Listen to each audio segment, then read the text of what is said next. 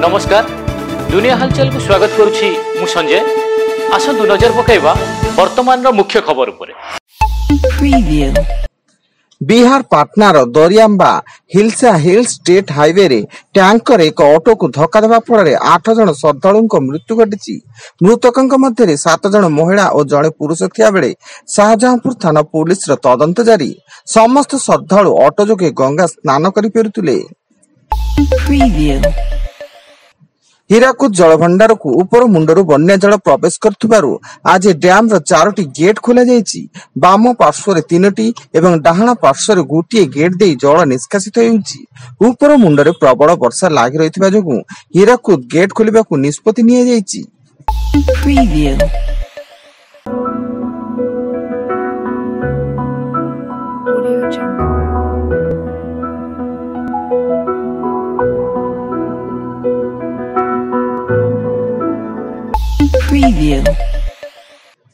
आसंता 24 घंटा मध्य राज्यर मयूरभंज केन्दुझर और सुंदरगढ़ जिले में प्रबल अति प्रबल वर्षा होबार संभावना थिया बेले बालेश्वर भद्रक जाजपुर केन्द्रापड़ा कटक जगतसिंहपुर पुरी खोर्धा नयागढ़ गंजाम गजपति झारसुगुड़ा बरगढ़ संबलपुर देवगढ़ अनुगोड़ एवं ढेंकानाल जिले में किछि अंचल में बिजुली घड़घड़ी सह वर्षा होई पारे बोली पाणीपाग विभाग पक्षरु सतर्क सूचना जारी होईछि। स्कूल रे मध्याह्न भोजन न देवा पड़िला महंगा।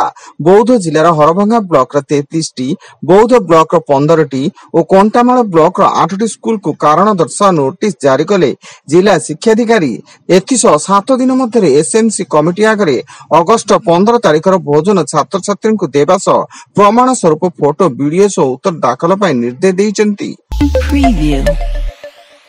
राज्य प्रदूषण नियंत्रण बोर्ड को ओडिशा उच्च न्यायालय एक रिट आवेदन शुणाणी कर सुंदरगढ़ जिलार समस्त 46 स्पंज और लुहा कारखाना प्रदूषण स्तर जांच कर 1 मास मध्य रिपोर्ट देवाक निर्देश देइचंती।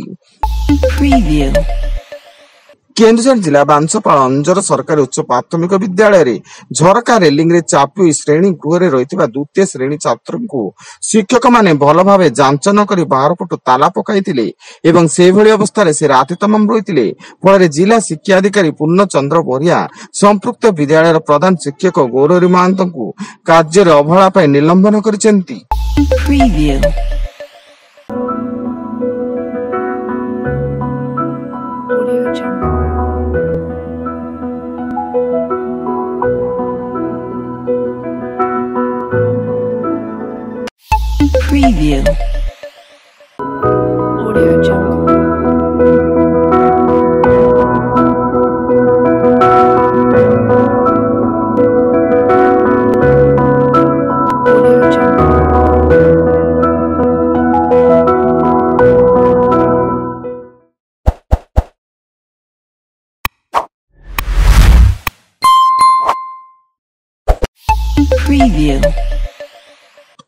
जगतसिंहपुर जिला बालिकोदा ब्लॉक रे ऑनलाइन ठकई ब्लॉक अधीन अनंतपुर फांडी और बंधर सामुद्रिक थाना अंचल रे ह्यूज इंडिया नामक एक ऑनलाइन ऐप माध्यम रे 20 रु ऊर्ध्व अर्थ ठकई होइतिबे नै अनंतपुर फांडी रे लिखित अभियोग होईछि।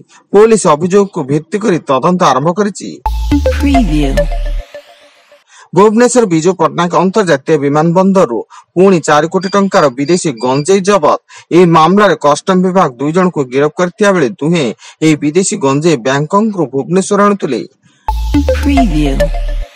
आज भाद्रव मासर सप्तपुरी अमावास्या। ए अवसर रे श्रीमंदिर रे महाप्रभु श्री जगन्नाथଙ୍କ ठारे सप्तपुरी भोग लागि थाए।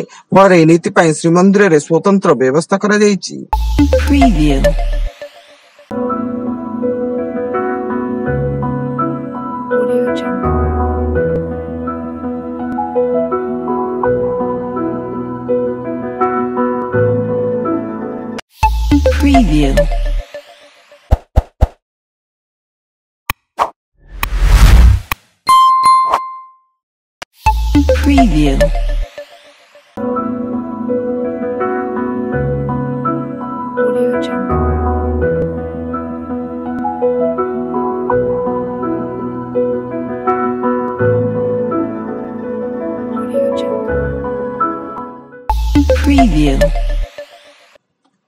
एवं इ केवाईसी करनथिबारु राशन कार्ड पाइबारु वंचित हेबे राज्यर प्राय 19 लाख हिताधिकारी। एही हिताधिकारी माने केवल राशन कार्ड नुहे बरं विभिन्न सरकारी योजनार मध्य वंचित हेबे बोली कहिसेंती खाद्य जोगाण मंत्री कृष्णचंद्र पात्र।